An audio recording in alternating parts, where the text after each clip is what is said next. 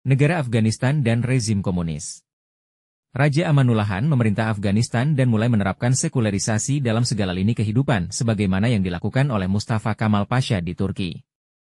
Dipimpin oleh para ulama, rakyat Muslim Afghanistan bangkit melawan Raja Amanullah Khan dalam jihad panjang 1339-1348 Hijriah, 1921-1930 Masehi. Amanullah Khan akhirnya lengser dan digantikan oleh saudaranya, Inayatullah Khan. Pada 1351 Hijriah, 1933 Masehi, Muhammad Nadir Shah, keponakan Amanullah Khan, berhasil merebut kursi kekuasaan.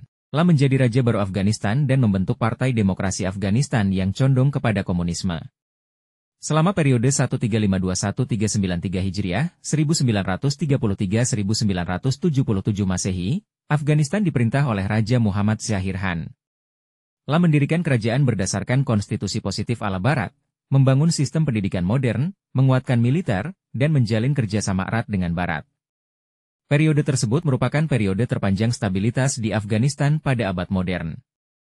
Afghanistan saat itu mulai menjadi ajang perebutan pengaruh antara demokrasi Amerika dan komunis Uni Soviet. Pada tahun 1393 Hijriah, 1973 Masehi, kakak ipar Raja Muhammad Zahir Khan yang bernama Sardar Muhammad Daud yang beraliran komunis melancarkan kudeta. Lah menghapuskan sistem kerajaan dan mendirikan Republik Afghanistan. Lah memerintah dengan tangan besi dan membantai ribuan rakyatnya sendiri. Pada 1398 Hijriah, 1978 Masehi, Partai Rakyat Demokratik Komunis Afghanistan pimpinan Muhammad Nur Taraki melakukan kudeta militer. Presiden Muhammad Daud dan seluruh keluarganya dibunuh oleh pemberontak komunis. Lah mengalami nasib mengenaskan seperti kebiadaban yang telah ia lakukan kepada rakyatnya sendiri. Setelah itu, negara memaksakan komunisme sebagai sistem hidup bagi rakyat. Rakyat Afghanistan pun bangkit berjihad melawan rezim komunis Afghanistan. Pada 1400 Hijriah, 1979 Masehi, Muhammad Nur Taraki dibunuh oleh pemimpin komunis lainnya, Hafizullah Amin. Namun Hafizullah Amin hanya berkuasa 3 bulan, karena pasukan komunis Uni Soviet segera melakukan invasi militer di Afghanistan, menumbangkan rezim komunis Hafizullah Amin dan mengangkat boneka Babrak Karmal sebagai presiden komunis Afghanistan yang baru.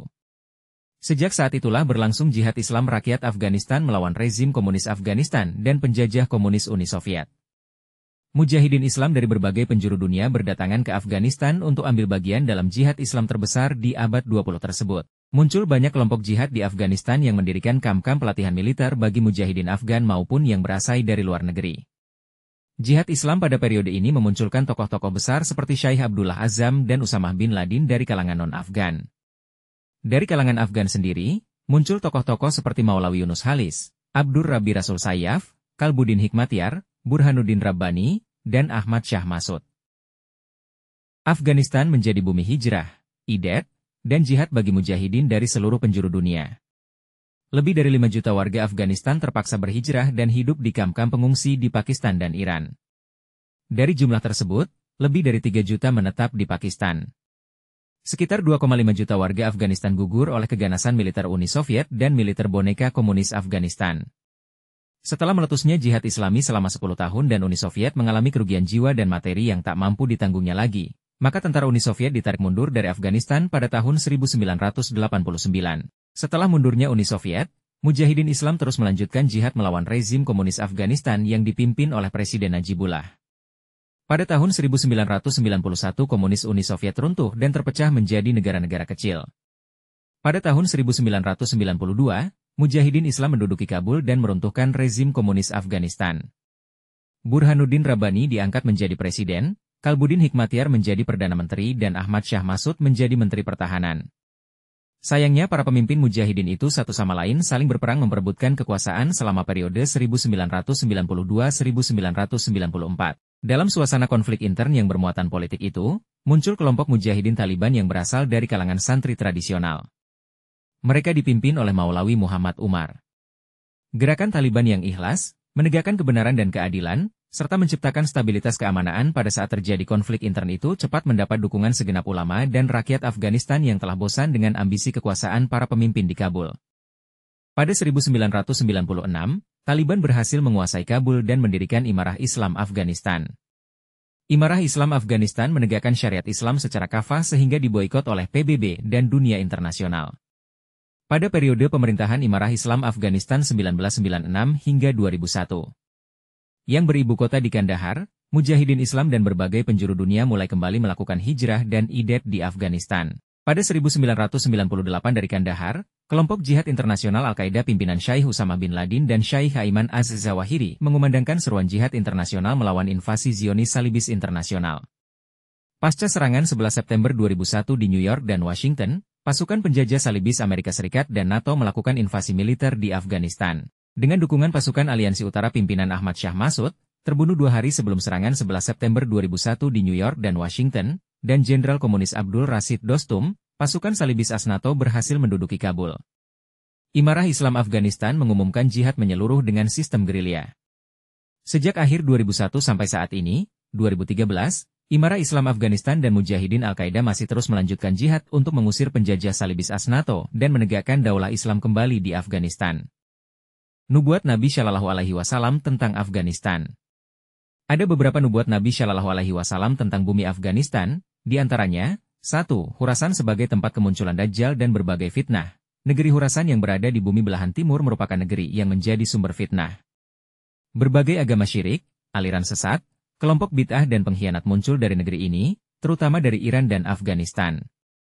Di negeri Iran dan Afghanistanlah bertahan agama Majusi, Zoroaster, Buddha, dan Hindu selama ratusan tahun sebelum kedatangan Islam, serta muncul pula agama Bahai. Di negeri Iran dan Afghanistanlah Syiah Itsna Asyariyah menguatkan pengaruh dan kekuasaannya dalam waktu yang relatif lama, sejak abad 17 Masehi sampai hari ini.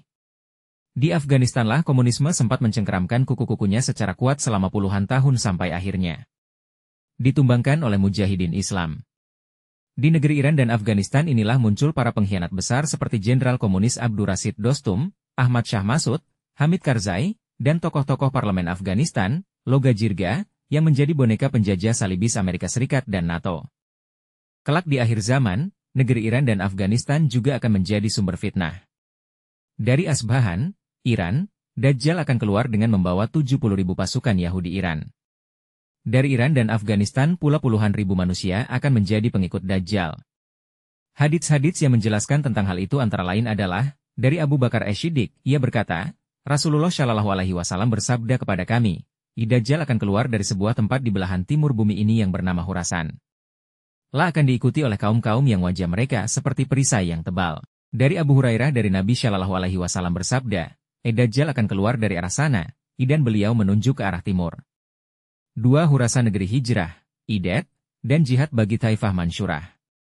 Dalam berbagai hadits yang syahih telah dijelaskan bahwa akan senantiasa ada sekelompok umat Islam yang berpegang teguh di atas kebenaran. Mereka melaksanakan Al-Quran dan As-Sunnah dengan konsekuen, memperjuangkan tegaknya syariat Islam, dan meraih kemenangan atas musuh-musuh Islam, baik dari kalangan kaum kafir maupun kaum munafik. Kelompok Islam ini disebut Taifah Mansyurah atau kelompok yang mendapat kemenangan.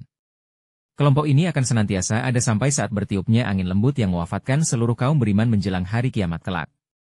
Kelompok ini diawali dari Rasulullah beserta segenap sahabat, berlanjut ke generasi-generasi Islam selanjutnya, sampai pada generasi Islam yang menyertai Imam Mahdi dan Nabi Isa dalam memerangi Dajjal dan memerintah dunia berdasar syariat Islam. Hadits-hadits tentang Taifah Mansyurah diriwayatkan dari banyak jalur, dari 19 sahabat, yaitu Mughirah bin Syubah, Muawiyah bin Abi Sufyan, Sauban Maula Rasulullah, Jabir bin Samurah, Jabir bin Abdullah, Sa'id bin Abi Waqash, Uqbah bin Amir, Abdullah bin Amru, Zaid bin Arkam, Imran bin Husain, Qurrah bin Liyas, Abu Hurairah, Umar bin Khattab, Salamah bin Nufail Al-Kindi, Nawas bin Sem'an, Abu Umamah Al-Bahili, Murrah bin Ka'ab Al-Bahzi, Syurahbil bin Samt Al-Kindi dan Muadz bin Jabal. Belum terhitung riwayat-riwayat mursal yang menerangkan tentang eksistensi Taifah Mansyurah. Menurut penelitian sejumlah ulama hadits tentang Taifah Mansyurah telah mencapai derajat mutawatir. Di antara ulama yang sampai kepada kesimpulan ini adalah Syekhul Islam Ibnu Taimiyah dalam Iqtid, Asyirt al-Mustaqim Limuhdlafat Asyab al-Jahim, Imam Asyuyuti dalam Kat al-Azdr al-Mutansirah, Imam Az-Zubaidi dalam Lukat al-Adli al-Mutansirah fi al-Hadits al-Mutautirah dan Imam Al-Katani dalam Nazm al-Mutansir fi al-Hadits al-Mutautir. Taifah Mansyurah adalah kelompok elit umat Islam. Mereka adalah sekelompok kecil kaum, fundamentalis Islam, di tengah kelompok umat Islam yang telah mulai lalai dari kewajiban berpegang teguh kepada Al-Quran dan As-Sunnah. Mereka adalah Muslim-Muslim militan, yang sangat dikhawatirkan oleh Amerika Serikat dan Barat akan mengancam kepentingan mereka. Rasulullah menamakan kelompok ini sebagai Taifah Mansyurah, kelompok yang mendapatkan kemenangan. Penamaan ini merupakan sebuah janji kemenangan bagi kelompok ini, baik dalam waktu yang cepat maupun lambat, baik kemenangan materi maupun spiritual.